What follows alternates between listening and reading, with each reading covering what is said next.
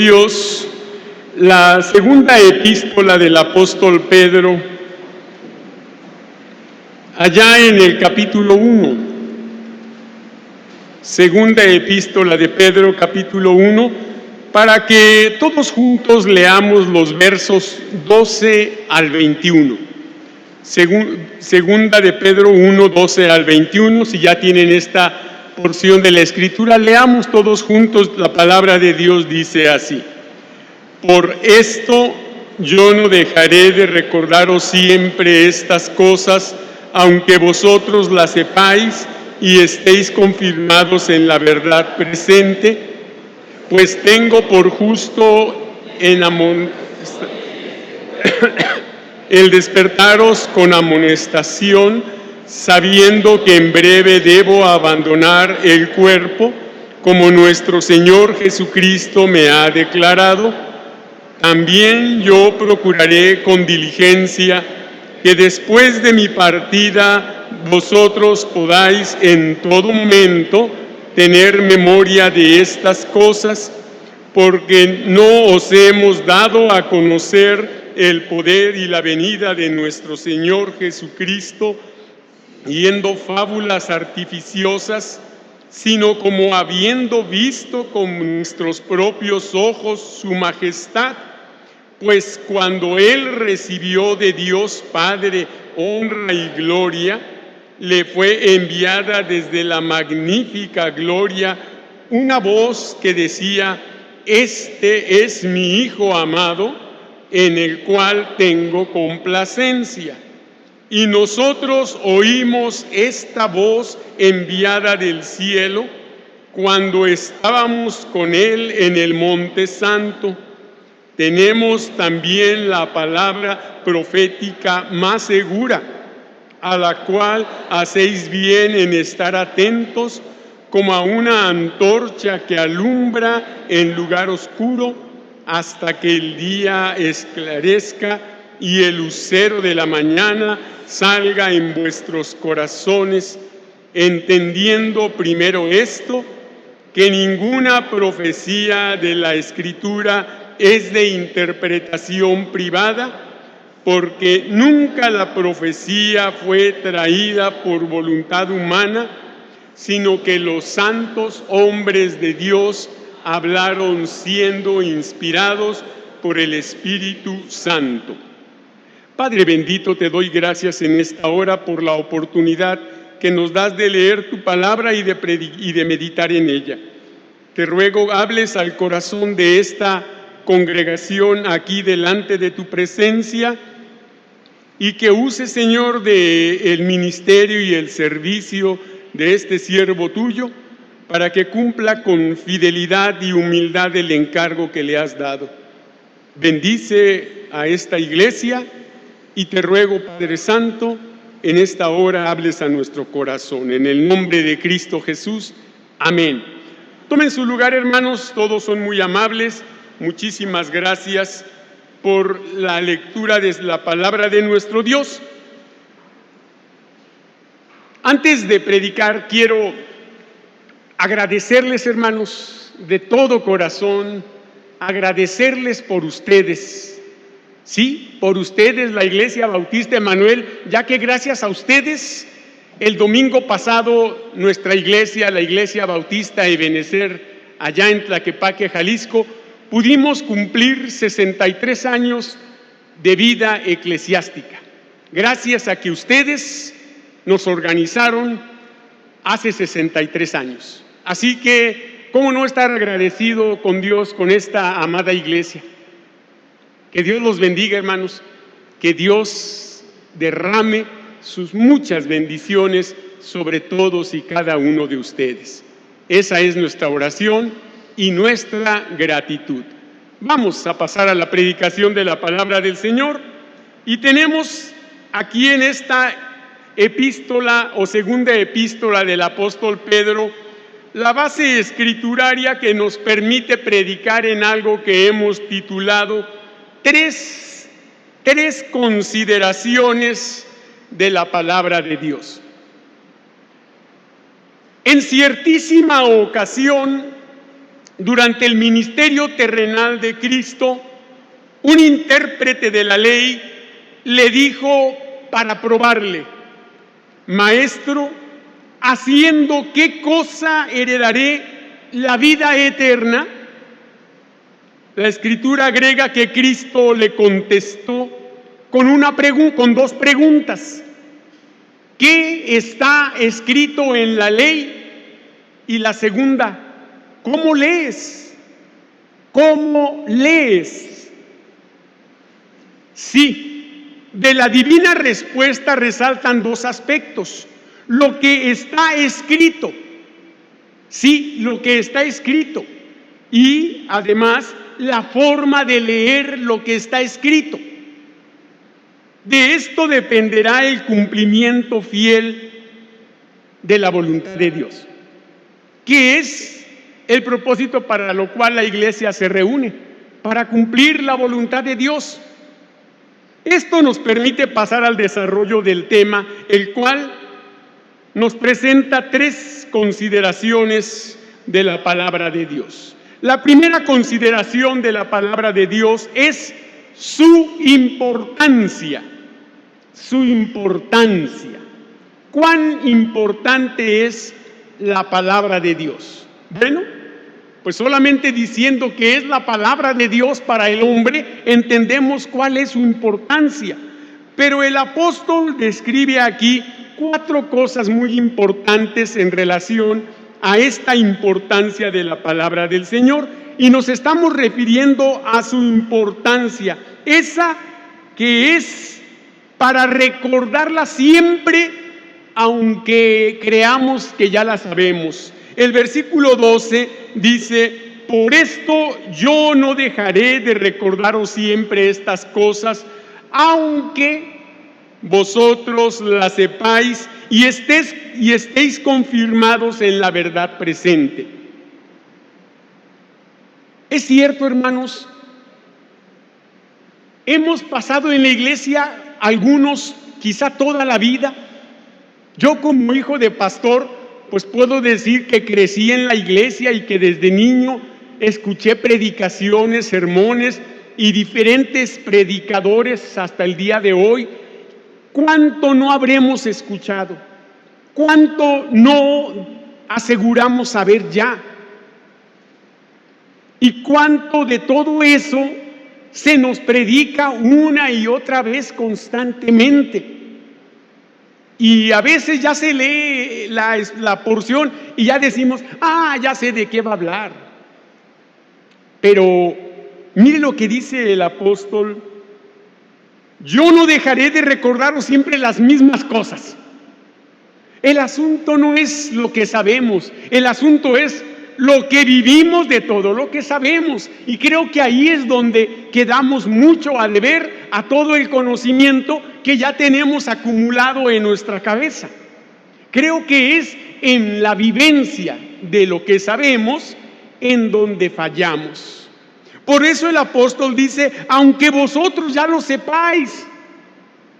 En realidad el escritor sagrado, la sabiduría de Salomón, dice que nada hay nuevo debajo del sol. Así que no espere que de la palabra del Señor surja ya una revelación nueva que Cristo o que el Señor no nos ha querido dar. Porque dice la Escritura que las cosas secretas pertenecen a Dios, pero que lo que ya se nos reveló es para nosotros, para nuestro bienestar, nuestro beneficio, para nuestra madurez. Y es posible que todavía no hayamos madurado lo suficiente y que todavía necesitemos que se nos esté recordando eso que creemos que ya sabemos, que ya conocemos, y que inclusive sintamos que estamos confirmados en eso. Porque cuanto más seguros estamos de algo, dice la Escritura, que el que cree estar firme, ¿qué cosa? Mire que no caiga. Y esa es una de las realidades, porque muchas veces nos enorgullecemos del conocimiento que hemos adquirido, Nos enorgullecemos de que podemos pararnos detrás de este púlpito, sobre esta plataforma, delante de una congregación como ustedes y predicar elocuentemente. Y hermanos, eso no es nada. Eso no es nada. Que si estamos aquí es gracias al Señor, no a nosotros. Y si un servidor o quien esté aquí detrás de este púlpito se para cada domingo, será porque Dios así lo quiere. Y porque será la palabra de Dios la que se ha de explicar, y a la misma que entonces debemos darle la importancia que tiene, aunque creamos que ya sabemos todo lo que está ahí en la Biblia. Por esta razón estamos hablando de esta primera consideración de la palabra de Dios, que es su importancia. Y su importancia es para recordarla siempre, aunque ya la sepamos. Esta importancia es también para amonestarnos siempre, porque ya somos creyentes. Vea lo que dice el versículo 13: pues tengo por justo, en tanto que estoy en este cuerpo, el despertaros con amonestación. Fíjese qué interesante la expresión que usa el apóstol Pedro, despertaros, porque a veces parece que estamos dormidos en las cosas que hacemos, porque hacemos cosas incoherentes, porque hacemos cosas que no van conforme o no son congruentes a lo que decimos que ya sabemos y creemos, pero actuamos completamente opuesto a eso. Y para eso entonces la importancia de la palabra del Señor nos amonesta, y una amonestación es una llamada de atención, recuérdelo. Es una llamada de atención para hacernos ver y hacernos entender la necesidad que tenemos de despertar,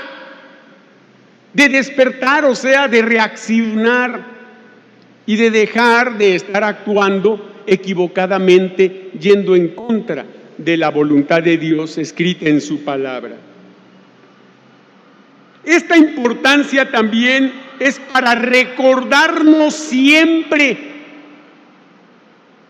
que somos finitos y transitorios en esta vida. El versículo 14 dice: sabiendo que en breve debo abandonar el cuerpo, como nuestro Señor Jesucristo me ha declarado. Esta epístola se escribió más o menos en el 67 o el 68 después de Cristo. Fíjese, después de Cristo. ¿Qué edad tendría Pedro cuando Cristo regresó al cielo, después de resucitar? ¿Unos 20, 25? Agréguele ahora 67 años. Ya era un hombre viejo. Y Cristo le dijo: cuando seas más viejo, otros te llevarán a donde tú no quieras. Hablándole del tipo de muerte que iba a enfrentar. Y él ahora recuerda aquellas palabras y sabe que su tiempo está cerca. Pero ya era un ancianito. Y decimos, pues ya era tiempo, ¿verdad? Pero en realidad, hermanos, no son los ancianitos los que se están muriendo prácticamente, aunque también sabemos que llega la edad y mueren. Son los jóvenes, son los muchachos, son las personas que están en plenitud de facultades y de fortaleza, los que se están muriendo, los que están sanos y saludables, a los que no les duele nada, porque aún los enfermos, la misma enfermedad les hace buscar la ayuda médica, el cuidado médico, el tratamiento, y se cuidan, y el tratamiento y los cuidados médicos les prolongan una calidad de vida que los hacen sobrellevar las enfermedades y a veces sobrepasar las expectativas de vida que pudieran haber tenido en un diagnóstico. Pero muchas veces, hermanos, con tristeza vemos que son los jóvenes los que se van antes. Y entonces esto nos enseña que la muerte no respeta edad. La muerte no sabe de eso. Cuando llegue el momento y Dios así lo quiere, la edad o las condiciones físicas de cada quien es lo de menos. Y la idea es si estamos preparados para ello. ¿Quién iba a imaginar que alguien a quien ayer vi el día de hoy ya no esté aquí? Y a veces decimos, pero si lo acabo de ver y yo lo saludé. Pues sí, pudiste hacerlo, pero ya no lo vas a poder hacer, porque ya no está. Porque la Escritura dice de la vida, una de las definiciones más hermosas que yo he leído sobre la vida, cuando Santiago dice, porque ¿qué es vuestra vida? Ciertamente es neblina que se aparece por un poco de tiempo y luego se desvanece. Así es la vida. Y nos estamos desvaneciendo. Cada día que pasa es como pasar un borrador sobre una raya de lápiz en un cuaderno, y cada día otra pasadita y hasta que va desvaneciéndose aquella raya que quizá en un principio era una raya de lápiz fuerte, bien puesta en el papel, pero con cada pasada del borrador se va atenuando hasta que se borra por completo. Qué importante es esta importancia, hermanos. No somos eternos, aunque fuimos creados inmortales para la eternidad. ¿Sí? Para la eternidad. El asunto es ¿en dónde? ¿En qué lugar? La eternidad ¿en dónde, verdad? Pero bueno, ese es otro asunto que tendría que ver más con el evangelismo. Ahorita estoy hablando de esta importancia de la palabra de Dios para usted, para mí, para los cristianos, para los que nos congregamos y tenemos en la palabra de Dios nuestra norma de fe y de práctica, que es uno de los de las enseñanzas de la doctrina, de la primer doctrina de los artículos de fe, que es el de la Biblia. La Biblia es nuestra norma de fe y de práctica. Bueno, si en realidad es nuestra norma de fe y también lo es en la práctica, debemos evidenciar que así es. Por eso, su importancia, como dijimos, es para recordarla siempre, aunque creamos que ya la sabemos, es para amonestarnos siempre, porque ya somos creyentes. Mire, si cuando la persona no es creyente, la palabra de Dios le amonesta para redarguirle de su pecado, ¿cuánto más ahora que ya somos creyentes y que es ya nuestra norma de fe y de práctica? ¿Cuánto más? Pues mucho más. Esta importancia, también dijimos, es para recordarnos siempre que somos finitos y transitorios, vamos de paso, somos peregrinos, viajeros, y ahora nuestro rumbo es el cielo, hacia allá vamos. Pero también hablando de esta importancia, diremos que su importancia es para motivarnos siempre a procurar la sana doctrina. El apóstol dice en el versículo 15, también yo procuraré con diligencia que después de mi partida vosotros podáis en todo momento tener memoria de estas cosas. Bueno, el apóstol Pedro, preocupado hasta cierto punto de que él ya no iba a estar presente, seguramente estaba orando a Dios y tal vez preparando y capacitando a alguien para que en su ausencia continuara con esa misma diligencia, con esa misma atingencia en estarles recordando a los hermanos esta importancia de la palabra de Dios para la vida del creyente. Y creo yo que es natural, y qué bueno que el apóstol Pedro tal vez tuvo esa oportunidad, porque muchas veces el siervo del Señor se va y no tuvo tiempo de dejar preparado a alguien, de haber capacitado a alguien. Pero qué importante es entender el corazón de este versículo, que la Iglesia es la responsable de procurar la sana doctrina. Y es grato escuchar que ya tienen al candidato para ocupar el pastorado de esta iglesia. Es grato saberlo. Ahora tienen que orar mucho por ese siervo del Señor.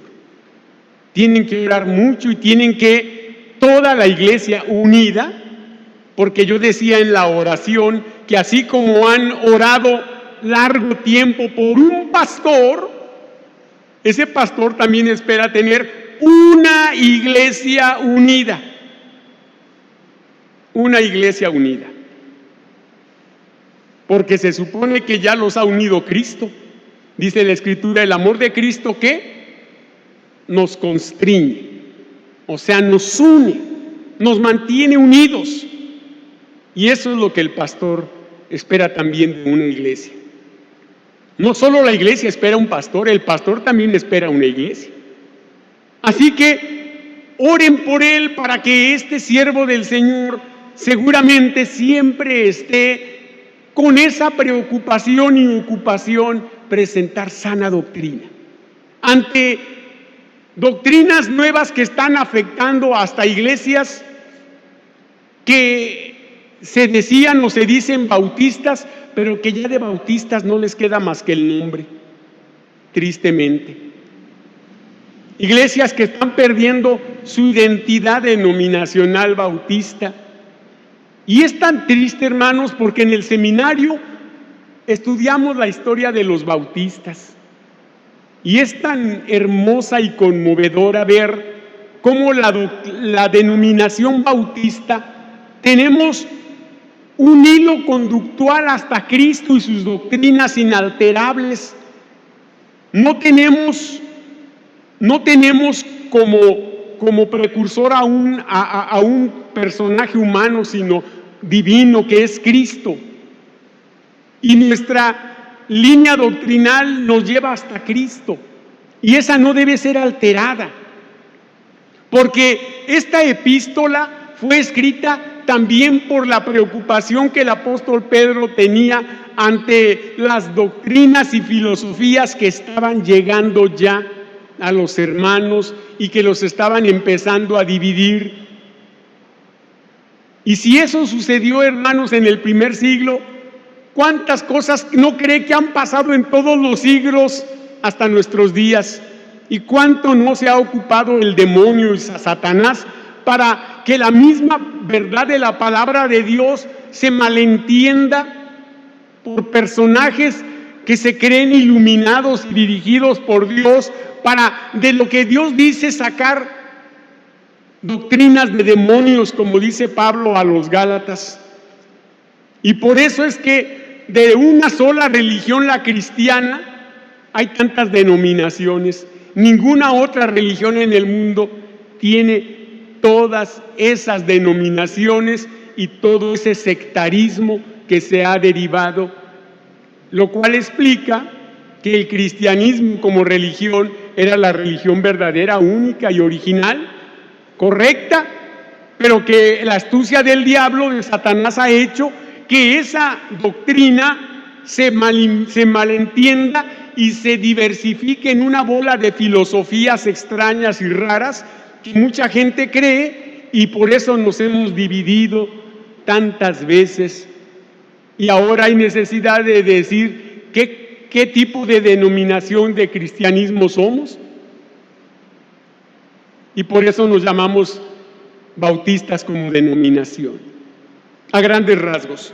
Pero qué importante es ver esta primera consideración, su importancia.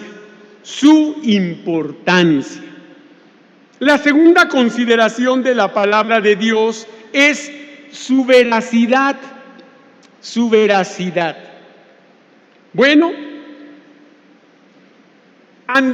la veracidad es, cuando hablamos de veracidad estamos hablando de la verdad, de su mensaje que es verdadero, de su mensaje que es divino Y esta verdad, hermanos, se demuestra o el apóstol Pedro la expresa en tres formas, hablando de su veracidad. Su veracidad descarta toda la falsedad humana. Vean lo que dice el versículo 16 en su primera parte. Porque no os hemos dado a conocer el poder y la venida de nuestro Señor Jesucristo siguiendo fábulas artificiosas. O sea, mentiras disfrazadas de algo bueno. Es lo que Pedro está diciendo. Porque miren, hermanos, al día de hoy usted puede escuchar por internet o en canales de televisión donde se presentan un montón de predicadores, un montón de farsantes, charlatanes, que presentan cada superchería, como el Evangelio de la Prosperidad, por ejemplo. Allá donde le endulzan el oído a la gente, diciéndole que Dios no quiere que nadie sea pobre, sino que todos sean millonarios y tengan riqueza, materialmente hablando. Y créame que, pues yo creo que Dios sí quiere que todos nos vaya bien, pero para eso nos ha dotado de la capacidad de abrirnos paso en la vida, de estudiar, de trabajar, de ahorrar, de administrarnos bien, para llegar a tener lo necesario. Pocos casos, muy pocos casos a nivel general, son aquellas familias cristianas a las que Dios, pues quizá por los antepasados o qué sé yo, han heredado grandes fortunas. Y si es así, bendito Dios, qué bueno. Pero en realidad, esa doctrina contradice a la palabra de Dios, porque el mismo Señor Jesucristo, siendo el dueño y el creador de todo, nació en un establo, vivió de una manera tan humilde que decía que no tenía ni dónde recostar su cabeza, a diferencia de las zorras que tenían sus guaridas y de las aves que tenían sus nidos, y todavía murió como un malhechor. O el ejemplo de Pablo que dice: sé tener abundancia y sé tener necesidad. En todo y por todo estoy enseñado a estar contento, cualquiera que sea mi situación.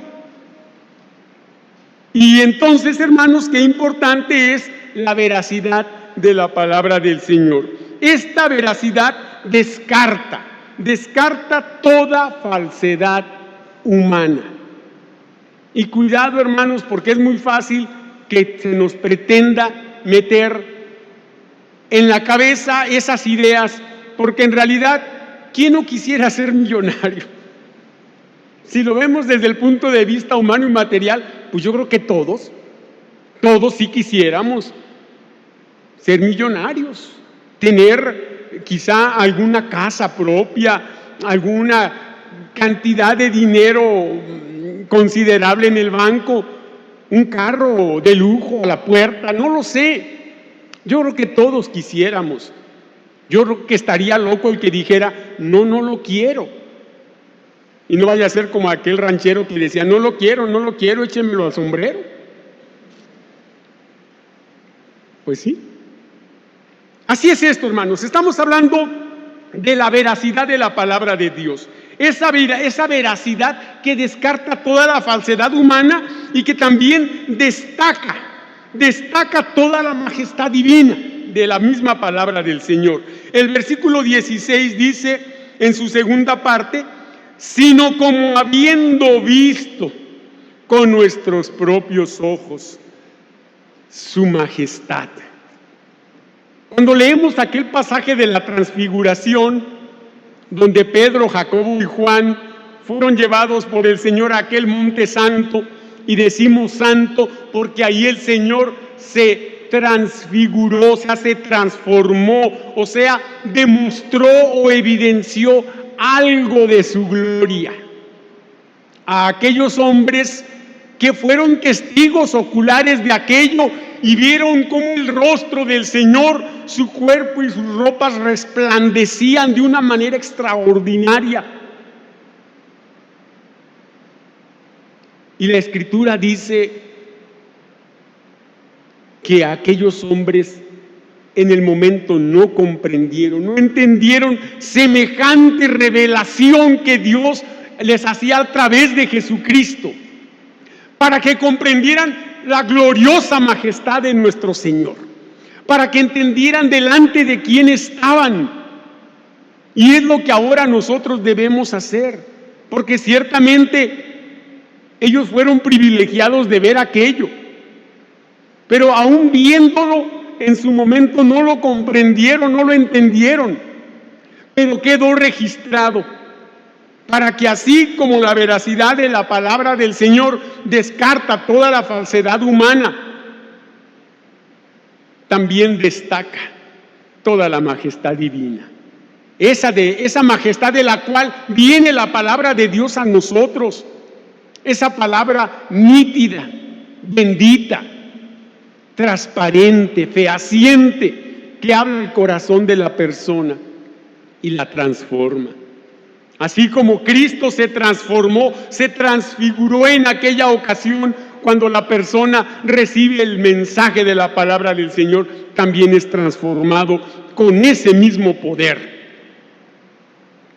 Y por eso dice la Escritura que el que está en Cristo, nueva criatura es, que las cosas viejas ya quedaron en el pasado y que ahora todo es hecho nuevo en esa novedad de vida en la que nosotros también como Cristo podemos brillar, porque somos esa luz del mundo. Cristo dijo: vosotros sois la luz del mundo, y debemos brillar, debemos relucir en un mundo de oscuridad y de pecado. Esta veracidad no solo descarta toda la falsedad humana, no solo destaca toda la majestad divina, también demuestra toda la honestidad atestiguada. Vea lo que dice el versículo 18. Bueno, desde el versículo, y nosotros, dice Pedro, y nosotros oímos esta voz enviada del cielo cuando estábamos con él en el Monte Santo. Recuerde, Pedro habla de él, de Jacobo y de Juan. Nosotros lo oímos y además lo vimos. Fueron testigos oculares. Esto, hermanos, es un documento histórico también. Es un documento histórico verdadero, fehaciente, en donde se está poniendo el testimonio de alguien que vio aquella revelación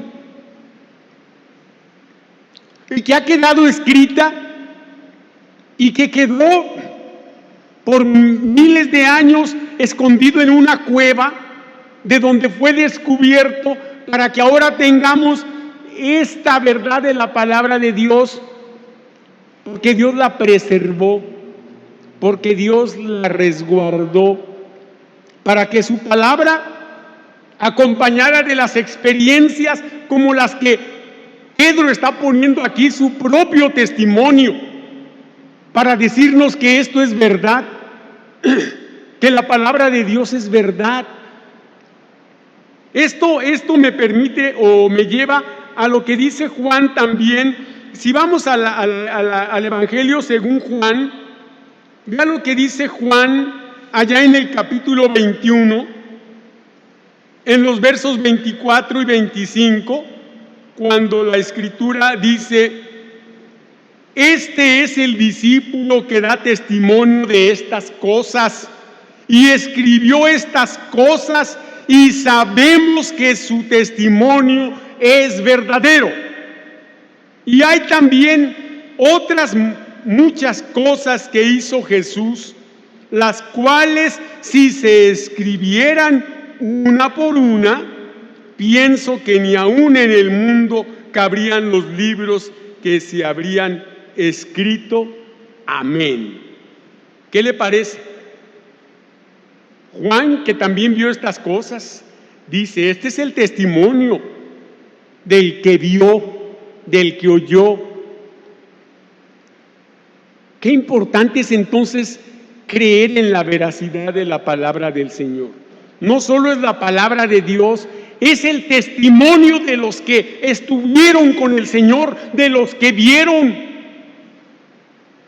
Como dice Juan también, lo que vieron nuestros ojos y palparon nuestras manos. Aquí está escrito, hermanos. Lo tenemos nosotros. Y es importante entonces creer a la veracidad de la palabra de Dios, así como está escrita, así como nos ha sido revelada, así como se debe ser predicada, fielmente, sin alterar el mensaje de la palabra de Dios. Volvamos a 2 de Pedro, ahí en el capítulo 1, para ver la tercera consideración de la palabra de Dios, la cual es su naturaleza. Hemos visto dos consideraciones, su importancia y su veracidad. Ahora vamos a ver la tercera consideración, que es su naturaleza. Su naturaleza. Y es que es importante que entendamos que la naturaleza de la palabra de Dios, aunque fue escrita por hombres, es de naturaleza o de origen o de inspiración divina, ¿verdad? Y hablando de esta naturaleza, diremos rápidamente algunas cosas. En primer lugar, su naturaleza transmite seguridad espiritual al creyente. El versículo 19 nos dice claramente, en su primera parte, 19, tenemos también la palabra profética más segura, a la cual hacéis bien en estar atentos. ¿Qué le parece? Mire qué importante. Tenemos también la palabra profética más segura. A ver, no sé si estamos entendiendo bien. Fíjese, Pedro acaba de decir que él vio y oyó, juntamente con Jacobo y Juan, porque está hablando en plural, cuando dice, y nosotros oímos esta voz, está hablando en plural, porque se está refiriendo a Juan y a Jacobo. Bueno, si Pedro está diciendo que lo que vio y oyó es verdad, dice que por encima de su testimonio tenemos nosotros la palabra profética más segura. Qué importante es esto, hermanos, porque lo que Pedro vio y oyó juntamente con Juan y Jacobo fue porque Jesús así lo quiso. Pero no vamos a basar la veracidad de la palabra de Dios solo por el testimonio de Pedro, de Juan y de Jacobo, no. Eso es otro ingrediente o argumento más de peso, pero no es suficiente. La suficiencia está en la palabra de Dios misma, en su naturaleza, que es de origen divino. Por eso Pedro dice que la tenemos, hermanos. Y yo preguntaría, ¿cuántas Biblias tiene usted de su propiedad? Nada más suyas, no de la familia, de suyas. ¿Cuántas Biblias tiene? Bueno, tenemos la palabra, pero la idea no es tenerla allí guardada, la idea es tenerla en el corazón, en la mente, de llevarla a la práctica, de vivirla, porque es de naturaleza divina. Tenemos también la palabra profética más segura. Sí, su naturaleza no solo transmite seguridad a la vida del creyente, en cualquier momento, especialmente en esas situaciones difíciles y adversas de la vida, cuando viene la enfermedad, cuando llega la muerte, cuando hay algún problema, cuando se siente solo, cuando le despiden del trabajo o hay una situación complicada en lo personal, en lo familiar o hasta en lo congregacional, lo más seguro es ir a la palabra de Dios. Conozco un hermano que ante una situación así, lo primero que hizo fue sacar cita con el psicólogo y con el psiquiatra. Y yo le dije, ¿y por qué no va a la palabra de Dios? ¿Por qué no busca consejo con el pastor? Y se quedó, pues sí, ¿verdad? Sí. ¿Por qué tenemos más credibilidad en los hombres que en la palabra de Dios? ¿Por qué será? Bueno, tenemos la palabra profética más segura. Por eso decimos que la naturaleza de la palabra de Dios transmite seguridad espiritual al creyente. También esta naturaleza despierta la atención intelectual del creyente. El versículo 19 sigue diciéndonos, a la cual hacéis bien en estar atentos. A la cual hacéis bien en estar atentos. Desde este punto en el que estoy, puedo verlos a todos. Puedo ver quién está atento y quién no. Pero en realidad no me molesta si alguien no está atento, porque no es a mí, es a la palabra de Dios a la que le están faltando el respeto. No es a mí. Al final de cuentas, yo termino de predicar y me voy de este lugar. Una vez cuenta un hermano que mientras predicaba largo y tendido, allá como el apóstol Pablo que alargó el discurso hasta la medianoche, ¿verdad? ¿Se imagina? Una hermana se quedó dormida.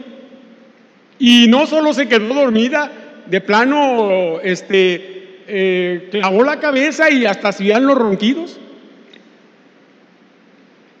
Y el predicador le dijo al marido que estaba a un lado, hermano, por favor, despierta a su esposa. Y el hermano le dice, no, despiértela usted la durmió. ¿Sí? Suele pasar, hermanos, suele pasar. Su naturaleza despierta la atención intelectual del creyente, porque estamos hablando de la palabra de Dios, no de la palabra de Fernando de la Mora. Fernando de la Mora solo es el predicador, el vocero, el mensajero.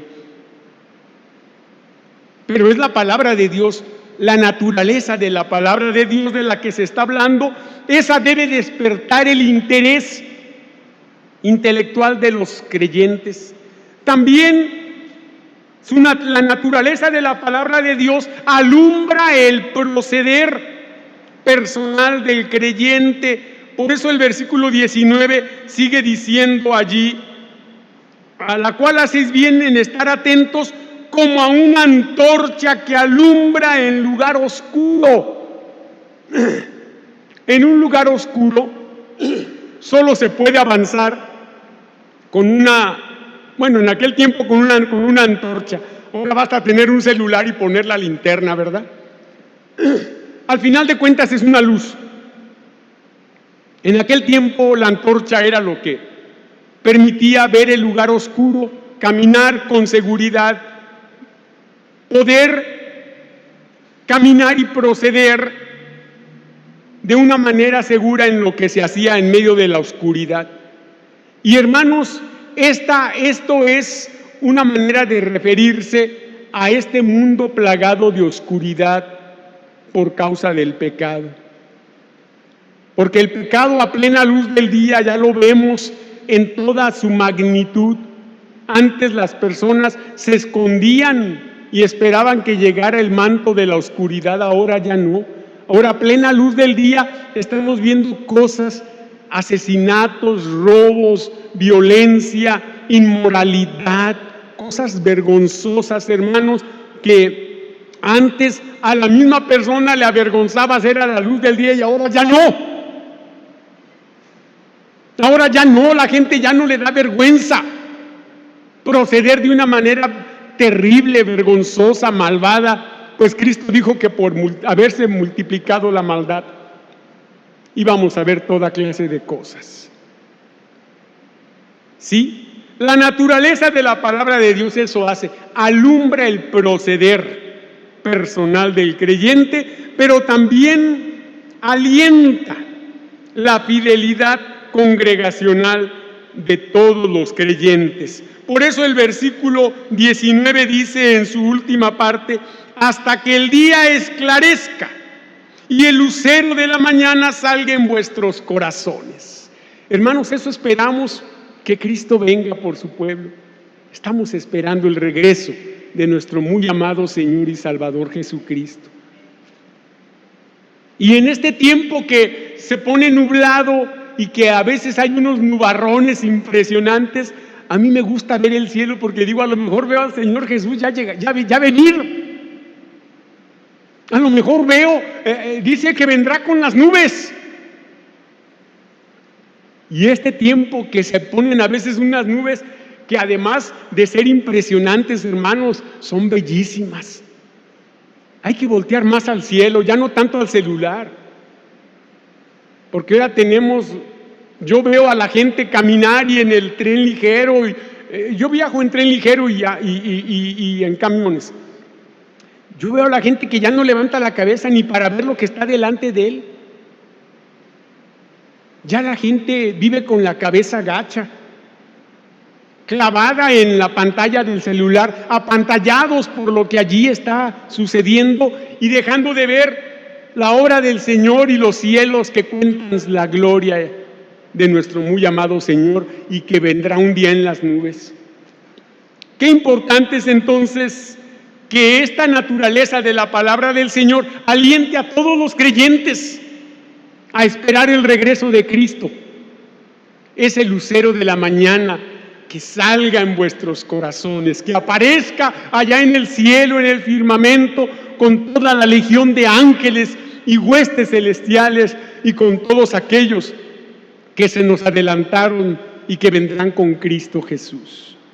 Sabemos que ese día se acerca. ¿Lo veremos? No lo sé, probablemente sí. Pero ya sea que hayamos muerto o que estemos vivos, estaremos allí. Estaremos allí. Y la iglesia debe predicar para alentar a los hermanos a estar fieles, redoblando esfuerzos, hermanos, no durmiéndonos, no flojeando, no cabeceando en las cosas espirituales. El apóstol dice, en lo que requiere diligencia, no perezosos, fervientes en espíritu, sirviendo al Señor. ¿Cómo lo están sirviendo, hermanos? ¿Cómo lo están haciendo? La naturaleza, pues, de la palabra del Señor, además prohíbe la deformación intestinal del mensaje escrito. Por eso el versículo 20 dice, entendiendo primero esto, que ninguna profecía de la Escritura es de interpretación privada, porque nunca la profecía fue traída por voluntad humana. ¿Sí? Eso prohíbe la naturaleza de la palabra de Dios, la deformación intestinal, o sea, del mensaje central de la palabra del Señor. Como decimos, que ya muchos predicadores lo están haciendo, predicando el gusto de la iglesia. Yo supe de un pastor que dijo, hermanos, denme los temas de lo que quieran que predique. Yo me quedé, ¿qué? ¿Qué no es el Espíritu Santo el que hace eso? ¿Qué acaso es la iglesia ahora la que le va a decir al pastor qué predicar? ¿Qué no tiene el Espíritu Santo para que le estén soplando de qué ha de predicar? ¿Y qué clase de pastor que no conoce a su iglesia y que no ve las necesidades que tiene para saber entonces de qué predicar? Y yo me quedé, pues, qué barbaridad, ¿a qué estamos llegando? Sí, hermanos, cuidado, porque hay predicadores que predican sermones a petición de la gente. A petición de la gente. Ya no por la dirección del Espíritu Santo, por la necesidad que ven, es obvia, hay en cada iglesia. Y si el pastor no predica eso, entonces cuidado, hermanos, hay que estar al tanto, porque ustedes son la iglesia y gracias al Señor que la palabra del Señor tiene tema para todo. Tiene tema para todo, pero su naturaleza prohíbe la deformación intestinal de ese mensaje que el Señor ha puesto en su palabra, porque es la palabra de Dios, no la del hombre. Y aunque fue escrita por hombres, solo escribieron lo que el Señor les inspiró, les dictó o les hizo ver o experimentar, únicamente. Y diremos además que esta naturaleza comunica la inspiración divina a los santificados. El versículo 21 termina diciendo, sino que los santos hombres de Dios hablaron siendo inspirados por el Espíritu Santo. Sí, eso fue allá cuando escribieron lo que quedó registrado. Pero eso es lo que sigue sucediendo cuando cada pastor o cada predicador se para al frente a hablar la palabra del Señor. Así debe de ser, hablar inspirados por el Espíritu Santo. Cierto que el Señor usa la personalidad, el carácter, el conocimiento del predicador. También todo eso Dios se lo dio. Pero por encima de todo, el pastor o el predicador solo debe hablar lo que el Espíritu Santo ponga en su corazón. Se cuenta que en los inicios del ferrocarril, cuando era poco conocido, dos campesinos viajaron hasta cierto lugar donde el gusano de hierro, como se le llamaba, habría de pasar. Allí, después de una larga espera, al fin llegó el tren con gran ruido jadeante, arrastrando los pesadísimos vagones y escupiendo nubarrones de humo. ¿Sí? Pasó el tren delante de aquellos hombres, quienes con ojos asombrados vieron cómo aquella máquina se dirigió a gran velocidad y desapareció de su vista al entrar en un oscuro túnel labrado en la peña. Cuando los dos obreros, temblorosos, pudieron reponerse del asombro, uno de ellos le dijo al otro: ¿Te imaginas qué terrible desastre sería si semejante máquina no atinara a entrar en el agujero negro en la piedra? Y la moraleja es esta: aquel hombre aún no había comprendido la importancia de las vías de hierro por donde el tren se deslizaba. De la misma forma, hermanos, de la misma manera nosotros, los cristianos, para que nuestras vías, nuestros rieles, puedan dirigirse al objetivo de obedecer a Dios, no debemos olvidar que la clave para ello no somos nosotros, sino la palabra de Dios, la cual dirigirá nuestros rieles.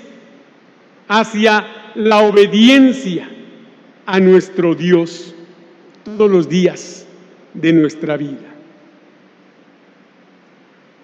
En este mes considerado el mes de la Biblia, honrémosla viviendo congruentemente con la voluntad de Dios que ella nos ha enseñado. Y termino con una frase que dice: si consideramos bien la palabra de Dios, andaremos bien delante de Dios. Hermanos, muchas gracias por su atención. Muchas gracias por su atención y será un placer seguir orando por ustedes y por el hermano pastor que estará entre ustedes. Apóyenlo. Se los ruego en el amor de Dios. Muchas gracias.